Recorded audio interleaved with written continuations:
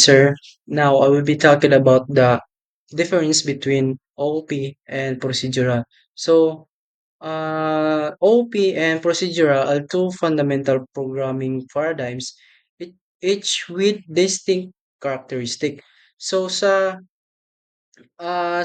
procedural programming is mo ni siya ang uses a very detailed list of instruction to tell the computer what to do step by step. While in OOP programming is you organize your code by creating objects and then you can give those objects properties and you can make them do certain things. So para ma-organize ning imong code so nini mo magamit og encapsulation sa open niya, gamit kag encapsulation, inheritance, and polymorphism.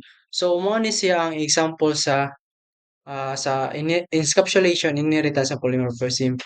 First is the class nga animal.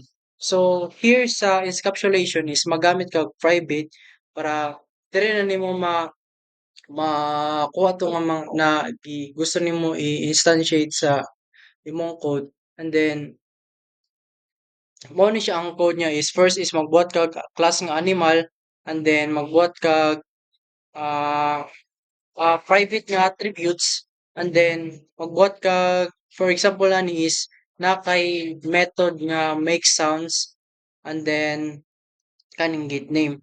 So ang another na pod nga subclass which is the dog gi-extend niya sa animal. So diri mahitabo ang inheritance which is gi-override nimo to nga mga method and then same diri sa subclass nga cat and same same gihapon sa inheritance gi-override na nimo ang kaning make sound nga method diri sa superclass niya which is animal. And then diri sa main method mao na siya ang katong sa polymorphism which is always mo tan-aw ka sa reference type.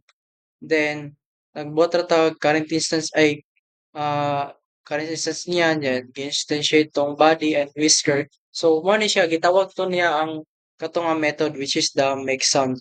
So mao lang ni siya ang ah, kanang kuan sa OOP which is magamit ko tong encapsulation, inheritance, and polymorphism.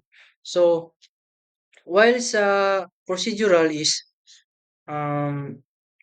wait, okay. So sa procedural is first is the structure. So structure is centers around the procedures or routines function that operates on data, emphasizing a linear flow of control. So second is the modularity.